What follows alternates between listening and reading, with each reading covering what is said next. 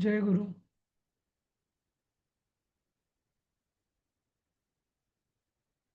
जय गुरु. जय हा, गुरु सर. जय गुरु. तर आधी पटकन आपण शांताराम चास्करांनी एक प्रश्न विचारला होता छोटासा, त्याच्यावरती मी उत्तर देतो. एक म्हणजे इथे अर्जुन म्हणाला, कृष्ण म्हणाला वगैरे वगैरे असं का लिहिलेलं आहे. तर त्याचं एक जय उत्तर गुरु. म्हणजे हां, त्याचं पटकन एक उत्तर म्हणजे की संस्कृतमध्ये असं आदरार्थी बहुवचन हा प्रकारच नाही आहे, की जसा तो इंग्लिशमध्ये पण नाही आहे. बरोबर. फक्त हा मराठीत आलेला आहे. हां, त्यामुळे संस्कृतमध्ये सगळं आदरार्थी बहुवचन हा प्रकारच नाही आहे. संस्कृत ही मोठी सरळ भाषा आहे. बहुवचन म्हणजे बहुवचन, एकवचन म्हणजे एकवचन. एक माणूस असेल तर एकवचनी उपयोग होणार, बहुवचन असेल तर बहुवचनी प्रयोग होणार. सिंपल. त्यामुळे तो विषय एक तो झाला. नंतर दुसरी त्यांनी शंका विचारली होती, शांतारामचे तुम्ही आहात ना, की काय मी सांगतोय त्याला. सर स्क्रीन दिसत नाहीये. हा, नाही, अजून स्क्रीन मी दाखवलाच नाही आहे. त्यांचा ओके प्रश्न ओके. विचारतोय. हा, पण शांताराम आहेत की नाही? नाही तर मग अजून नाही आले सर. ओके, मग जाऊ दे. सर मला अजून एक प्रश्न होता की हा, आपण सगळं वर्तमान काळात लिहायचं का की म्हणजे तो म्हणाला हे बघ किंवा हे कर असं का नाही त्यांनी सांगितलं होतं की हे कर म्हणजे असं काय कसं घ्यायचं. नाही, परीक्षेचा फारसा कसं आहे, तुम्ही त्या म्हणजे कृष्ण म्हणतात, कृष्ण म्हणाले, अर्जुन म्हणतो, कसं आहे ते तुमच्यावरती आहे. म्हणजे ते त्या फ्लोमध्ये होईल तसं करा, त्यात काही फार विचार करू नका असं. हां, म्हणजे अर्जुन म्हणाला असंही म्हणू शकतो किंवा म्हणतो असंही म्हणू शकतो. हा, ते तुम्हाला जे विचारांचे जो प्रवाह आहे ना, त्यानुसार तुम्ही करा. म्हणजे त्यात असं काही नियम काही नाही, त्याने काही मार्कही कमी होणार नाही, काही नाही, कारण शेवटी विषय एकच आहे तो. हं? हे कारण हे भूतकाळात घडलंय ना, त्यामुळे हा हा म्हणतो म्हटलं की एक्झॅक्टली मला पण तेच प्रेझेंट विचारायचं आहे. पण मला पण बऱ्याचदा तेच असं म्हणतात. विचारायचं. नाही, बरोबर आहे, पण बऱ्याचदा असं होतं, अर्जुन म्हणतो, कृष्ण म्हणतात, भगवान म्हणतात, असं असं पण लिहिलं जातं. त्यामुळे मग अर्जुन म्हणाला, मग त्यावरती भगवा कृष्ण असं म्हणाला, वगैरे वगैरे. त्यामुळे त्यात काही फरक पडत नाही तसा. म्हणजे म्हणतात, असं म्हणतो, असं लिहिलं तरी चालेल असं. ते शेवटी काय आपल्या विचारात डोक्यात जसं वाक्य येतं ना, तसं तुम्ही लिहा प्रवाहानुसार. हां, बरोबर. अजून काही कोणाला विचारायचं आहे? प्रशांतचा काहीतरी प्रश्न होता. पण तो आहे का? हो. ठीक आहे. मग तो घ्यायचा पटकन. हां, थोडं प्रशांतनी मला वाटतं त्यांनी आपलं आधीचं सेशन्स ऐकलेले नाही आहेत. त्यामुळे त्यांनी असं थोडंसं, मला असं मत आहे, गोंधळाचं हे केलेलं आहे, की ज्ञानयोगाला जेव्हा निष्काम कर्मयोगाची जोड होते तेव्हाच. तर इथं जसं शंकराचार्यांच्या मतानुसार ज्ञानयोग वेगळा आहे, निष्काम कर्मयोग वेगळा आहे. हे दोन, ज्ञानयोगाचा अधिकारी वेगळा, कर्मयोगाचा अधिकारी वेगळा, या दोघांना मिक्स करायचं नाही अजिबात. हं? आपला त्यामुळे त्याची जी समजूत त्यांनी जी टाकलेली आहे, ते म्हणजे आपण जे आत्ता शिकलो आतापर्यंत, त्यानुसार ते चुकीचं आहे. असं खिचडी कुठेही अपेक्षित नाही आहे ज्ञानयोग आणि कर्मयोगाची, असं आपण मागे म्हटलं होतं नाही का, तसं. म्हणजे असं मी खिचडी म्हणजे मी आधी जो प्रयोग केला होता तोच वापरतोय. म्हणजे असं प्रशांतनी असं लिहिलं म्हणून त्याला हे थट्टा करण्यासाठी नाही म्हणत आहे. पण ॲक्च्युली येस, की ज्ञानयोग वेगळा, त्याचा अधिकारी ज्ञाननिष्ठ, कर्मयोग वेगळा, त्याचा अधिकारी जो ज्याला विरक्ती वैराग्य आलेलं नाही, हां, असा, आणि ज्याची चित्तशुद्धी झालेली नाही, तो. त्यामुळे या दोन, त्याचा अधिकारीच वेगळा आहे असा. जसं शिपाई किंवा सैनिक वेगळा आणि कमांडर वेगळा, सैनिकाची कामं वेगळी, कमांडरची किंवा सेनापतीची कामं वेगळी. बरोबर. जेवढा फरक त्या दोघांमध्ये आहे, तेवढाच फरक ज्ञानयोगी आणि कर्मयोगी यांच्यामध्ये आहे. नाही का? बरोबर.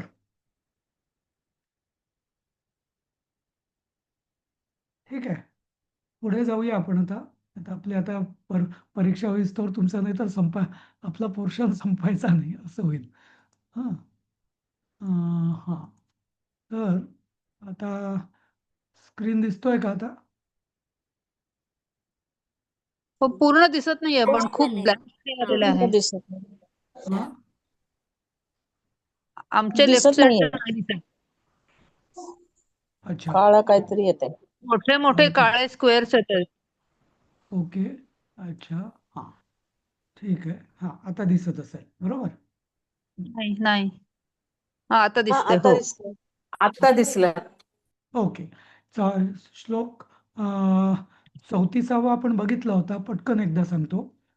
इंद्रियस्येन्द्रियस्यार्थे रागद्वेषौ व्यवस्थितौ तयोर्नवशमागच्छेत तौ ह्यस्य परिपंथिनौ. तर जेव्हा कृष्ण म्हणजे असं जर असेल की सगळं प्रकृतीनेच होतं, तर मग आपण म्हणजे मग आपलं प्रयत्न किंवा याला वाव काय राहतो? तर याच्यावरती भगवान सांगतात की इंद्रियस्य अर्थे म्हणजे इंद्रियाच्या साठी प्रत्येक म्हणजे विषयात काही केलं की लगेच त्यांनी काय होतं, एकतर राग तरी उत्पन्न होतो म्हणजे आसक्ती येते, प्रेम येतं, आसक्ती येते, हां, किंवा द्वेष तरी येतो. बरोबर? ते मिळत नसलं तर द्वेष येतो, नाही का? हवी असलेली गोष्ट मिळाली तर आनंद होतो म्हणजे आसक्ती होते, नाही मिळाली तर वाईट वाटतं, दुःख होतं. हं, नको असलेली वस्तू मिळाली तरी वाईट वाटतं किंवा दुःख होतं, द्वेष येतो, आणि नको असलेली वस्तू न मिळाली तर आनंद होतो परत, असं दोन्ही आहे. तर हे जे राग आणि द्वेष आहे यांच्या ताब्यात आपण जायचं नाहीये. भले त्या विषयांना त्यांचं म्हणजे इंद्रियांना त्यांचं वागणं करू द्या, पण त्यांचा जो परिणाम आहे इंद्रियांचा तो नको होऊ देऊ, असं इथं कृष्ण सांगतायत. समजलं या श्लोकाचा अर्थ? कारण का की राग आणि द्वेष हे माणसाला परिपंथीनो म्हणजे उलट मार्गाला नेणारे आहेत. हां, उलट्या दिशेने प्रवाहाला नेणारे आहेत असं. आपल्याला जी प्रगती करून घ्यायची आहे त्याऐवजी ते अधोगतीला नेणारे आहेत. समजलं? म्हणजे प्रकृती आहे, प्रकृती आपल्याला प्रेरणा देईल, पण त्यानुसार इंद्रिय विषयांकडे धावतील. पण त्या विषयांकडे जरी ते धावले तरी त्यातनं आसक्ती म्हणजे राग आणि द्वेष हा जो परिणाम आहे हा त्यातनं काढून टाकायचा, हे लक्षात ठेवायचं. समजलं?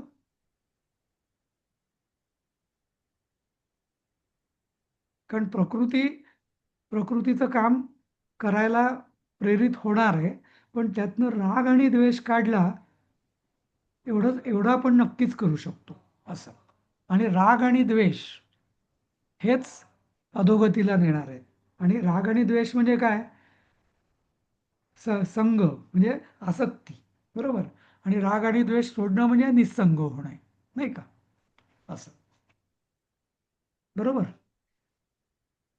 तर इथं मग शंकराचार्यांनी मग त्यांच्या टीकेमध्ये म्हटलेलं आहे भाष्यामध्ये की राग आणि द्वेष हे जणू एखादा माणूस जसा जंगलातनं जात असतो, वनातनं, आणि ते चोर दरोडेखोर वाटमारे येत असतात, तसे हे जणू माणसाला उन्नतीकडे जाणं म्हणजे माणसाला पुरुषार्थ जो आहे करायचा आहे त्याच्यामधले हे वाटमारे आहेत, म्हणजे आपली लुटमार करणार आहेत असं जणू. ठीक आहे.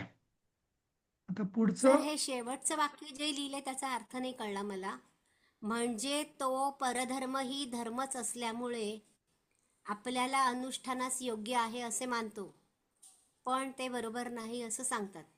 हा, तर याचा संबंध ऍक्च्युली हे पुढच्या खालचंच आहे का? श्लोकात. 35व्याचं आहे का? ते ते ते 35व्या श्लोकाचं आहे स्पष्टीकरण. हा, अच्छा अच्छा. वरचं 34व्याचं वरती संपलं.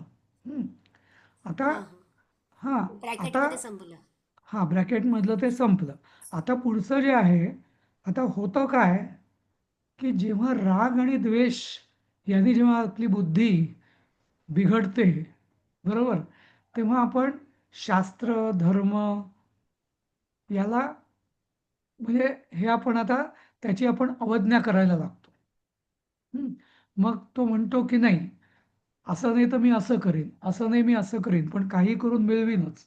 मला हवं आहे ते मी मिळवीनच असं जेव्हा होतं, तर मग म्हणजे कारण राग आणि द्वेषाचा जो परिणाम आहे तो काय आहे, की तुम्हाला वाटेल ती गोष्ट करायला प्रवृत्त करणे. बरोबर. जसं आपण म्हणतो की इंग्लिशमध्ये जी म्हण आहे की everything is fair in law and war, नाही का? तर तसंच म्हणजे अर्थात ती म्हण अत्यंत चुकीची आहे, पण नाही का, म्हणजे असं काहीच नाही, पण ती एक म्हण पडलेली आहे किंवा everything is fair in law and war. War म्हणजे द्वेष, नाही का? शेवटी लढाई किंवा युद्ध का बरं होतं? एकमेकांचा द्वेष असतो म्हणून युद्ध होतं. आणि लॉ म्हणजे काय? आसक्ती, नाही का? तर everything is never fair in law and war असं कधी नाहीच आहे खरं. पण आणि या म्हणीचा उगम त्यातनंच झाला आहे, की जेव्हा लव होतं किंवा द्वेष होतो, वॉर असते, तेव्हा माणूस काहीही करायला प्रवृत्त होतो आणि त्याला तात्विकतेचा मुलामा देतो, की everything is fair in love and war, की जसं अजिबात नाहीये, नाही का? बरोबर ना? मग माणूस चोरी करेल, खून करेल, काही करेल, नाही का? प्रेमामध्ये पडलेला माणूसही मग तसंच ते करतो. उपरोधानं म्हणतात ते. हा, सर, एव्हरीथिंग काय इज ते? Fair in love and war हे उपरोधाने असेल का मग म्हटलेलं? म्हणजे नाही, काही असं चालू असं काही नाही. नाही, त्याला हां. पाश्चिमात्य वेस्टर्न फिलॉसॉफीमध्ये बऱ्याचदा म्हणजे तो असा एक हं. म्हणजे काय त्याला तात्विकतेचा मुलामा दिला जातो असा. हा, हं, हं. पण तेच आपला सनातन धर्म असं कधीच म्हणत नाही. बरोबर. हो. हा, हे या हं. वाक्याला म्हणून मराठी किंवा संस्कृतमध्ये समानार्थी अशी म्हणच नाहीये, कारण तो कन्सेप्टच नाही आपल्याकडे, की everything is fair in love and war असं, नाही का? हं. हो, बरं. हा, हो. पण हां, ती पाश्चात्य विचारसरणी आहे, की जी आपल्याला मान्य नाहीच आहे असं. पण हं. ॲक्चुअली तसं होतं हे खरं आहे मात्र, की माणूस डोकं फिरतं आणि तो काही करायला जातो आणि त्याला तो तात्विकतेचा मुलामाही देतो. शास्त्रबिस्त्र काही नाही. आता मी अडचणीत आहे ना, आता मी काही करू शकतो किंवा अडचणीत वेगळं, हं. आपदधर्म वेगळा, पण लॉ अँड वॉर हे काही आपदधर्म नाहीये असं, हं. असं. हं. ठीक आहे. आता मग मग काय होतं आणि मग जेव्हा तो माणूस स्वधर्म विसरतो, तर त्याचं स्पष्टीकरण आता पुढच्या श्लोकात आहे. हं. श्रेयान् स्वधर्मो विगुणः परधर्मात् स्वनुष्ठितात् स्वधर्मे निधनं श्रेयः परधर्मो भयावहः. त्याचा अन्वयार्थ बघूया. स्वनुष्ठितात. तर बरेच जण याचा संधी चुकीची करतात. स्व अधिक अनुष्ठितात की जे चुकीचं आहे. इथे सुअनुष्ठितात. म्हणजे चांगल्या प्रकारे अनुष्ठितात म्हणजे केलेल्या परधर्मात, परधर्मापेक्षा दोन्ही पंचमी आहेत. स्वनुष्ठितात परधर्मात. कारण स्वनुष्ठितात हे परधर्माचं विशेषण आहे म्हणून दोन्ही पंचमीत गेले. म्हणजे चांगलं केलेल्या किंवा चांगलं असलेल्या किंवा चांगलं फळ मिळणाऱ्या परधर्मापेक्षा विगुण स्वधर्म श्रेयान अस्ति. अस्ति हे अध्यारोत आहे. म्हणजे की कधी कधी परधर्म किंवा दुसऱ्याचा धर्म दुसरा जो करत असतो त्याला चांगलं फळ मिळतं वगैरे वगैरे, तर हे बघून आपल्यालाही तसं करायचा मोह होतो आणि आपणही तसं करायला जातो. पण असं नाही. विगुण स्वधर्म श्रेयान.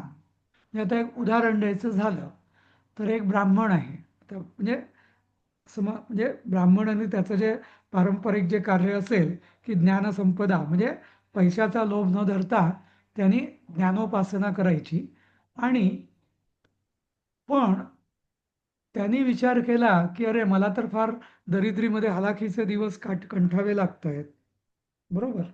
आणि म्हणून तो जर एखाद्या व्यापाऱ्यासारखं मग मी व्यापारच करीन, व्यापार करायला लागला किंवा क्षत्रियासारखं असं करायला लागला तरी तर ते योग्य नाही.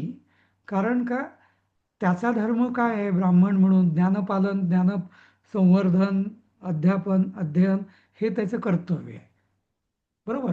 व्यापारी जो असेल त्याचं कर्तव्य म्हणजे वैश्य पशुपालन वगैरे वगैरे, नाही का? गोपालन, पशुपालन, कृषीपालन आणि व्यवसाय हे त्याचं कर्तव्य आहे.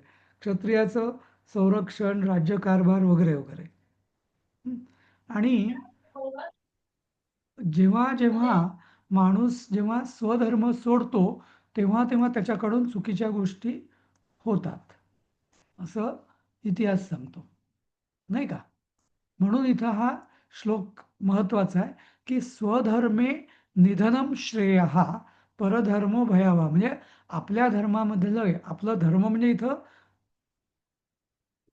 पंथ नव्हे, उपासना पद्धती नव्हे. हं. तर धर्म म्हणजे त्याचं त्याचं त्याचं कर्तव्य. हं. त्याचं जे नियत म्हणजे कर्म आहे. वर्ण आणि आश्रमानुसार कर्तव्य असं म्हणायचं का? हा, किंवा किंवा तो त्याचा जो रोल आहे म्हणजे पती पती धर्म, पत्नी पत्नी धर्म, पुत्र पुत्र धर्म वगैरे वगैरे, असं या अर्थाने पण म्हणता येईल की त्याचा धर्म जो आहे तो त्याला म्हणजे स्वधर्मे निधनम श्रेय, परधर्म भयावह, असं.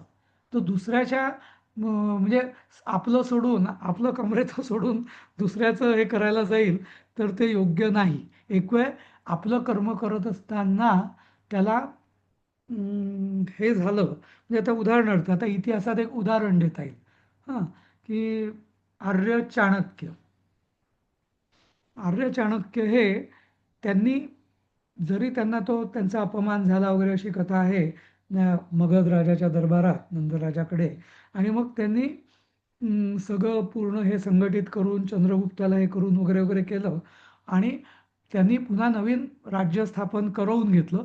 पण या सगळ्यात बघा ते कधी त्यांनी ते स्वतः राजा झाला का तो कधी, किंवा ते कधी स्वतः राजे झाले का?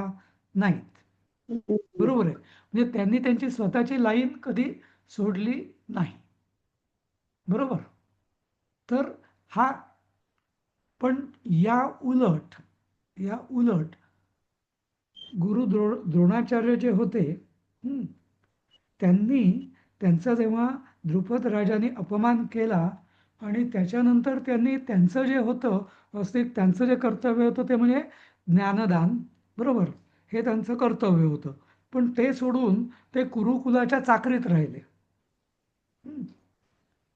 कुरुकुलाची त्यांनी चाकरी केली. द्रोणाचार्यांबद्दल हे मोठं आहे. म्हणजे त्यांना शेवटी, आणि त्याचा परिणाम काय झाला, त्यांना कुरुकुलाची चाकरी केल्यामुळे त्यांना स्वतःच्या मतासारखं वागता आलं का, मनाप्रमाणे किंवा शास्त्रानुसार नाही. त्यांना इच्छा नसताना सुद्धा विरुद्ध चुकीच्या बाजूने लढावं लागलं. वास्तविक त्यांचा या युद्धात काहीच संबंध नव्हता, नाही का? बरोबर आहे. कारण तर मग या त्यांनी, संदर्भात परशुरामाचं काय म्हणणं मग? म्हणजे परशुरामाने जे क्षात्रधर्म स्वीकारला. हो, आता मग म्हणूनच आहे ना, म्हणूनच आपल्या धर्मात परशुरामाला पूर्णावतार मानत नाहीत ना. आणि परशुरामाला सुद्धा नंतर मग काय, की त्याला सगळी जी विद्या आहे ती रामाला द्यावी लागली ना, त्याचं जे सगळं, हो, देव्या. नाही का? हो. हा, त्यामुळे आणि म्हणूनच परशुराम जो आहे, जसं आपल्या इथे राम आणि कृष्णाला जे महत्व आहे, बरोबर, ते परशुरामाला आहे का? नाही आहे ना. हो, तेवढं नाही. क्षत्रिय म्हणून नाही, तर ब्राह्मण म्हणूनच त्याला महत्व होतं. हा, बरोबर आहे. तो जो त्यांनी सूड घेतला त्याचं कोणी काही फार कौतुक करत नाही, नाही का? नाही. हा, आता त्यांनी केलं ठीक आहे, म्हणजे त्याचा अन्यायाचा त्यांनी प्रतिशोध घेतला, पण त्याला त्याचं फळ भोगायलाही लागलेलं आहे असं. आणि मग परशुरामाची पुढे पण एक वेगळीच कथा आहे, पण ती नंतर कधीतरी मी सांगेन. पण महत्वाचं असं की जसं राम आणि कृष्ण मर्यादा पालक, नाही का, मर्यादा पुरुषोत्तम, ही संज्ञा परशुरामाला लागत नाही ना, ती रामालाच हो, लागते, नाही का? बरोबर. हा, आणि मर्यादा पुरुषोत्तम म्हणजेच काय, स्वधर्मे निधनम श्रेय, परधर्म भयावह, असं, नाही का? म्हणजे आपल्या धर्माची जी मर्यादा आहे, जो राम पुत्र होता, दशरथाने वचन दिलं आणि त्यामुळे कैकेयीने वर मागितलं हे कळल्यावर तो दशरथाच्या आदेशाची पण वाट त्यांनी पाहिली नाही. सगळं त्याला सांगितलं कैकेयीनेच. पण त्यांनी म्हटलं ठीक आहे, तुला त्यांनी वचन दिलं होतं माझ्या वडिलांनी, ते पाळणं माझं कर्तव्य आहे, भलेही माझ्या वडिलांच्या मनात असो वा नसो, नाही का? असं.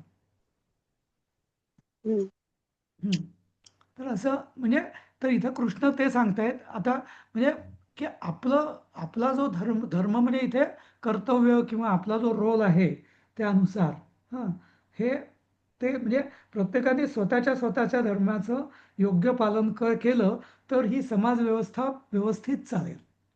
अपवाद वेगळा हं अपवाद असू शकतो पण बहुधा ज्यांनी त्यांनी आपापलं कर्म करत राहिलं तर जसं म्हणजे आता ऑफिसमध्ये लक्षात घ्या मॅनेजरनी क्लर्कचं काम केलं क्लर्क मॅनेजर व्हायला लागला नाही का चपराशा दुसरंच का चपराशी वर्कर बनायला लागला वर्कर हे करायला लागला काय किती गोंधळ होईल शेवटी नाही का जी व्यवस्था असते शासन व्यवस्था वगैरे किंवा राज्यकारभाराची वगैरे तिथे हेच अपेक्षित असतं ना की ती व्यवस्था व्यवस्थित कशी चालते जेव्हा प्रत्येकजण आपल्याला नेमून दिलेलं काम जेव्हा नीटपणे करतो तेच म्हणजे स्वधर्मे निधनम श्रेया परधर्म भया भलेही चपराशाला वाटत असेल की मॅनेजरला किती मस्त तो गाडीतनं येतो गाडीतनं जातो नाही का आणि किती असते पण त्या मॅनेजरला किती टेन्शन्स असतात हे त्याला माहिती आहे का आणि ती त्याला झेपणार आहेत का चपराशाला नाही का खरोखर तो जर मॅनेजरच्या किंवा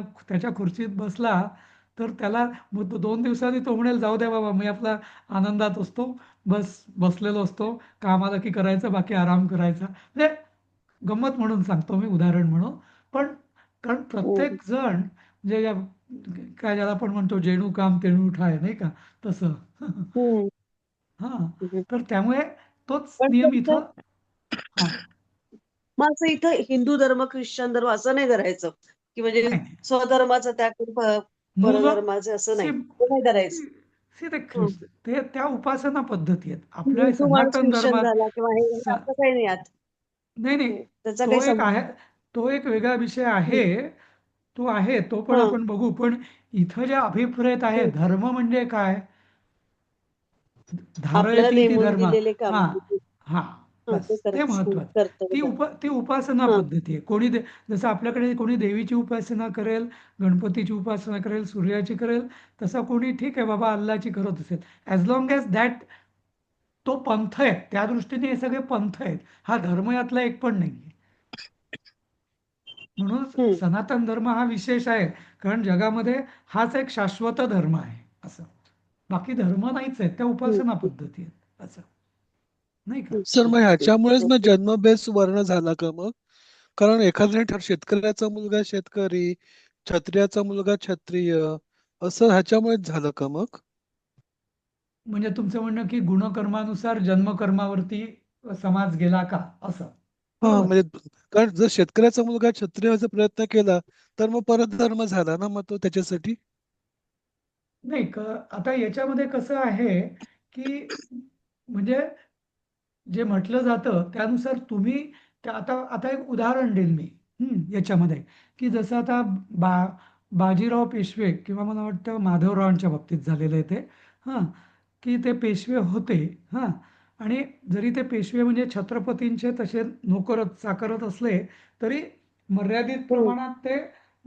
क्षात्रवृत्ती त्यांनी धरलेली होती बरोबर म्हणजे हं, म्हणजे कोल्हापूर किंवा सातारचे जे गादी होती ते आपले सध्याचे राष्ट्रपती तसे होते आणि पेशवे हे पंतप्रधानासारखे होते तेव्हाच्या याच्यानुसार त्यामुळे पण जेव्हा एक दिवस काहीतरी असं झालं की त्यांनी काहीतरी राज्यकारभारात काहीतरी रामशास्त्री प्रभूने आले होते दरबारात राजसभेत आणि मग त्यांना यायला उशीर व्हायला लागला आणि मग त्यांनी विचारलं काय करतायत माधवराव पूजेला किंवा हां माधवरावांना तर पूजेला माधवराव बसले वगैरे तर मग रामशास्त्रींनी त्यांना हं. खाडकन सुनावलं की तुम्हाला जर हे करायचं असेल तर मग तुम्ही मंत्र संध्या करा आणि गंगेच्या किनारी आवाज जा गेला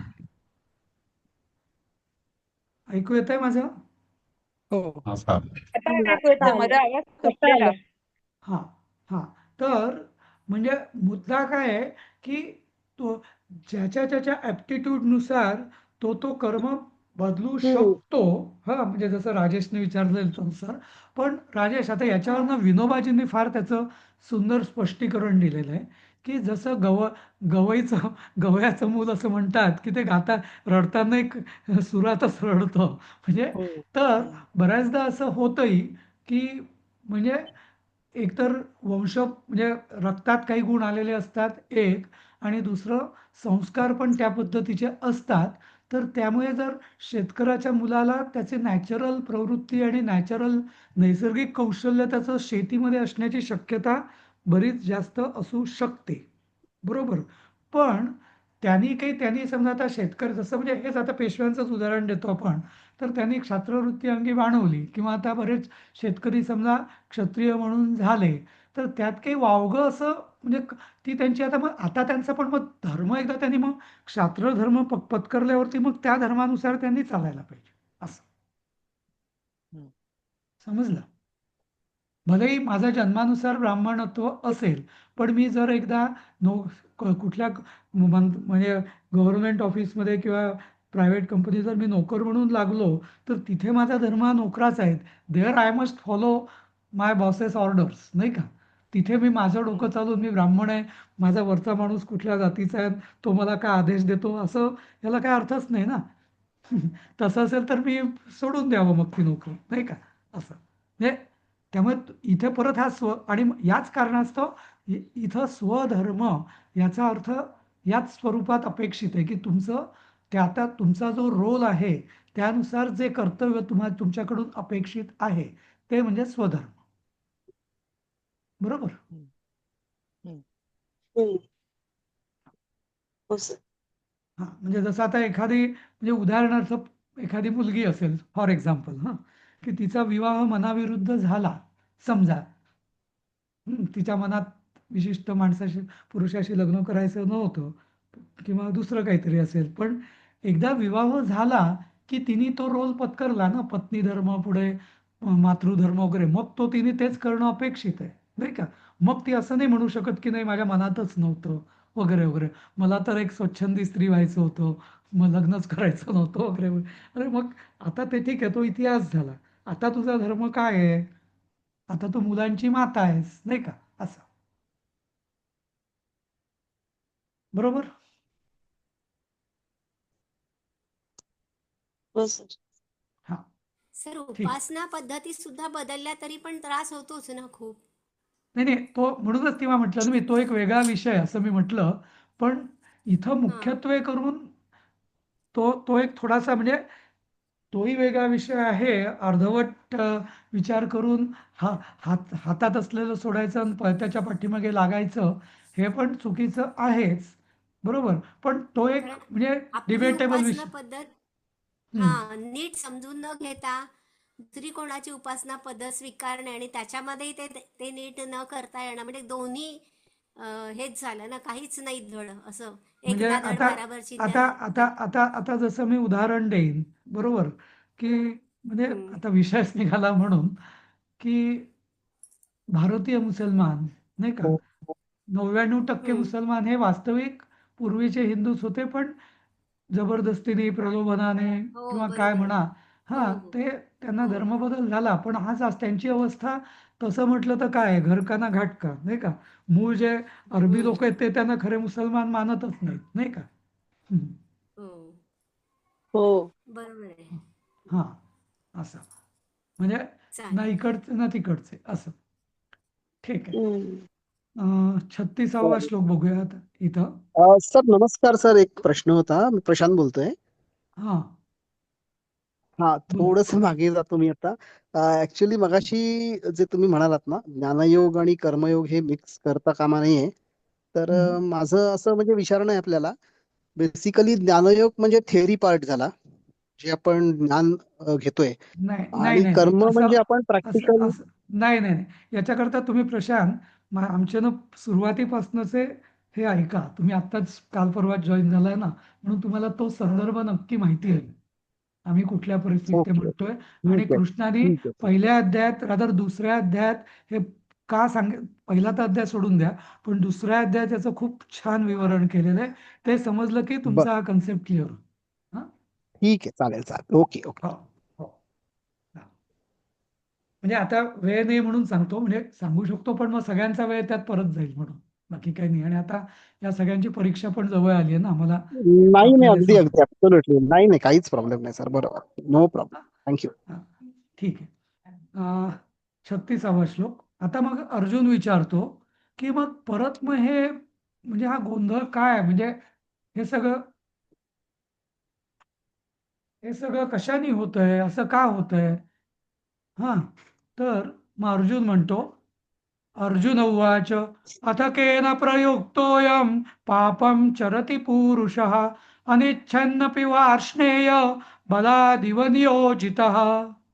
तर आता अर्जुन म्हणतो की हे वार्ष्णेय म्हणजे वृष्णी कुल जे होतं, हं, कृष्णाचं जे कुल आहे यादव कुल, तर हे यदुवंश, पण त्याच्या आधीचंही त्याला वृष्णी कुल असं पण म्हटलं जातं. तर हे वार्ष्णेय म्हणजे हे वृष्णी कुलोत्पन्ना कृष्णा अथ, म्हणजे आता तू एवढं सगळं मला सांगतोय ठीक आहे, पण अथ आता केन प्रयुक्त अयम पुरुष, केन म्हणजे कोणाकडून, हा, किंवा कोणाच्याने, म्हणजे तृतीया, प्रयुक्त नियोजल्या गेलेला किंवा नेमल्या गेलेला, हा, हा अयम पुरुष म्हणजे हा पुरुष म्हणजे हा मनुष्य, अनिच्छन अपि बलात् नियोजित इव, म्हणजे अनिच्छन अपि म्हणजे त्याला पाप करायचं नाहीये. कुठल्या माणसाला स्वतःहून पाप करायचं असतं? नाही ना. कोणाला विचारलं का रे तुला पाप करायचं आहे का उद्या, किती पाप करणार आहेस? नाही, प्रत्येकाला शक्यतो पाप करायचं नसतं ना. पण तरी म्हणजे इच्छा तर नसते, तरी सुद्धा बलात् नियोजित इव म्हणजे बलात्काराने म्हणजे फोर्सफुली, म्हणजे जबरदस्तीने नेमल्या नियोजन केल्यानुसार सारखं पापम चरती, असं कोणीतरीला काय नेमतं की काय, की तू आज हे पाप कर ते पाप कर, म्हणजे त्याला सगळं माहिती आहे, वाईट काय भलं काय प्रत्येकाला बुद्धी दिलेली आहे, नाही का? तसं. हं. तर तर हे कोणाकडून हा पुरुष, त्याची खरी इच्छा ना, मनापासून इच्छा नसते वाईट करण्याची, पण तो वाईट कर्म करायला प्रवृत्त होतो, किंवा पाप कर्म म्हणजे वाईट कर्म, नाही का, हे करायला प्रवृत्त होतो. बरोबर. आता वाईट कर्म इथं म्हणजे काय, म्हणजे किंवा पाप म्हणजे काय, की रागद्वेष, ज्याने राग आणि द्वेष होतो, आणि मग म्हणजे क्रोध वगैरे वगैरे या सगळ्या गोष्टी होतात. तर हे कोण आहे, म्हणजे याला प्रेरणा कोण देतं, हे तर परत विचारतो. आधी कृष्णाने एकदा याचं उत्तर दिलंय की इंद्रिय आणि विषय, बरोबर. पण मग आता पुढे अजून कृष्ण मग याचं छान उत्तर देतात यावरती. म्हणजे गीतेमध्ये ना ही चर्चा, म्हणजे आणि गीतेमधले हा जो प्रयोग आहे ना चर्चात्मक, अशीच पद्धती उपनिषदात पण आहे. उपनिषदामध्ये पण जे ज्ञान सांगितलेलं आहे ना, ते असंच संवादात्मक आहे. गुरु शिष्य किंवा काहीतरी असं शास्त्रार्थ चालू असताना एक ऋषी असं म्हणतात, दुसरे असं म्हणतात, अशाच मध्ये. मग ही आपली सनातन धर्माची परंपरा आहे की जे ज्ञान द्यायचं ते असं दोन व्यक्तींच्या संवादातून दिलं जातं. मग कोणी म्हणजे हे करतो, पूर्वार्थ करतो, कोणी उत्तरार्थ करतो, म्हणजे पूर्व पक्ष मांडतो, उत्तर पक्ष मांडतो, असा वादविवाद चालतो. आणि हे आपल्या संस्कृतीचं एक पुन्हा सुंदर लक्षण आहे. नुसतं असं उपनिषद म्हणजे असं काय त्याला म्हणतात, आज्ञा दिलेल्या नाही आहेत, नाही का, किंवा हे असं असं करा, ऑर्डर्स दिलेल्या नाही आहेत. कोणी शंका विचारतो, त्याला उत्तर देतो, परत शंका. इव्हन शंकर भाष्य जे तुम्ही जर वाचलं ना मुलापासून, शंकराचार्यांचं गीतेवरती, तर त्यांनी स्वतःच प्रश्न निर्माण केलेले आहेत, जे मी मराठीत इथं लिहिलेलं आहे. हां, किंवा असं का होतं, त्यांनी स्वतःच प्रश्न निर्माण केलेत आणि त्यांनी स्वतःच उत्तरं केलेले आहेत. तर इथं तसंच आहे की मग अर्जुनाने हा प्रश्न विचारला, मग हा कोण कोण असा निर्माण करतो, हे कोणामुळे सगळं होतं?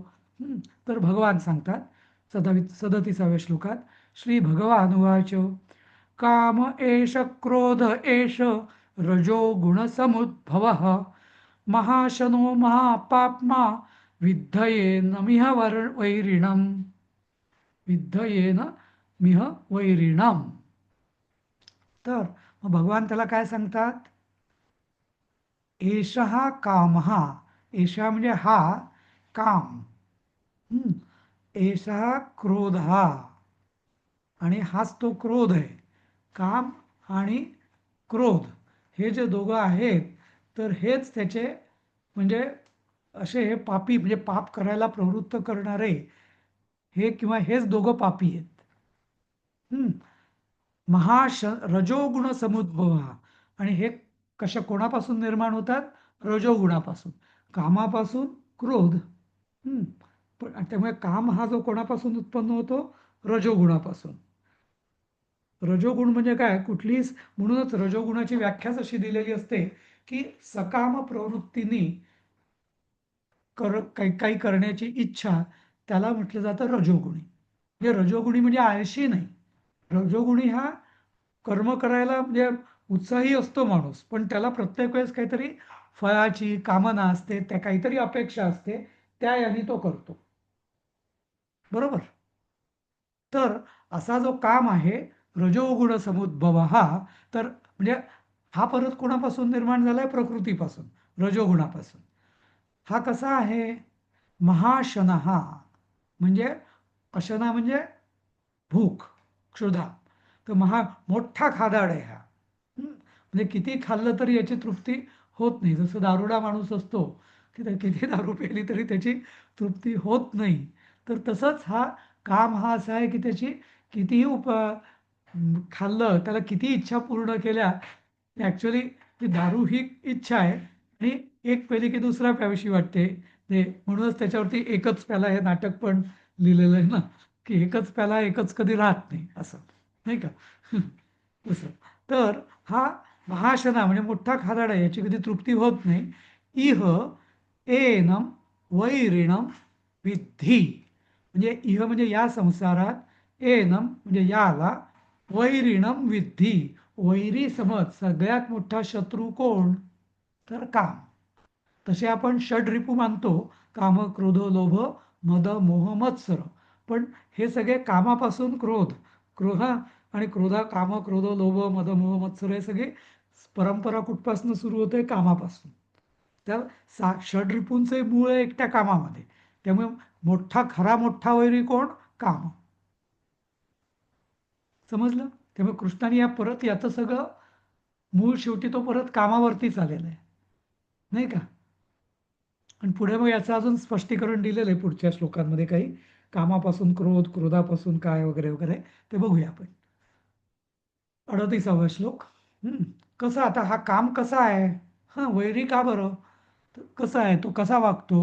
तर धूमेनाव्रियते वह्निर् यथादर्शो मलेन च, यथोल्बेनावृतो गर्भस् तथा तेनेदमावृतम्. तर या कामाने काय केलेलं आहे? जसं यथा म्हणजे जसं, धूम किंवा धूम्र म्हणजे धुराने, धूमेनं आवरीयते म्हणजे पूर्ण आच्छादित केलेलं आहे, आवळून टाकलेलं आहे. कशाला? अग्नीला. म्हणजे जसं चुलीमध्ये खूप अग्नी असतो आतमध्ये, पण तो धूर झाला की काही दिसतच नाही, अग्नी आहे की नाही कळतच नाही. तसंच च मलेन आदर्श, तसंच मळाने किंवा मातीने, धुळीने, आदर्श म्हणजे आरसा जो असतो त्याच्यावर जर धुळीचा लेप लागलेला असेल मातीचा, तर त्यातनं की प्रतिबिंबित होईल का? प्रकाशित होईल का? नाही. बरोबर? म्हणजे धूर असल्याने वन्ही दिसत नाही, मल किंवा माती असल्याने आरसा दिसत नाही, किंवा उल्बेन गर्भ हा आवृत्त. आता हे फार एक वेगळंच उदाहरण दिल्याने, त्याला वार म्हणतात ना, म्हणजे गर्भाभोवती असे खूप म्हणजे काय त्याला बंडल असतं गुंडाळलेलं, की ज्यांनी गर्भाचं अगदी छान संरक्षण होतं, नाही का? आणि बायोलॉजी पण म्हणते की इतकं निसर्गाने एवढं त्याचं म्हणजे सगळे तो शॉक ॲब्सॉर्बिंग पासून सगळे त्याच्यात गुण असतात त्या वारीमध्ये, नाही का? आणि मग शेवटी जन्म झाल्यावरती वार काढून टाकली जाते. बरोबर? तर ती जी उल्बेन गर्भ हा आवृत्त. तर वारीने जसा गर्भ आवृत्त केलेला असतो घट्टपणे, की गर्भाला काहीही होत नाही, किती बाहेर आईला जरी धक्के लागले तिच्या देहाला, तरी सहसा गर्भाला कधी धक्का पोचत नाही, असं. तथा तेन इदम आवृत्तम.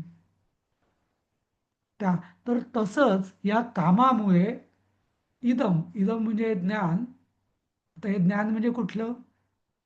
हे मूळ अद्वैत ज्ञान जे आहे, आत्मज्ञान, हे आच्छादित केलेलं आहे. म्हणजे काय? की ज्ञान प्रत्येकामध्ये आहेच, ते की असं कुठून बाहेरून आणायचं नाहीये, पण ते या कामाने पूर्ण ज्ञान आच्छादित झालेलं आहे. त्यामुळे आपण त्या ज्ञानापर्यंत पोहोचूच शकत नाही, कारण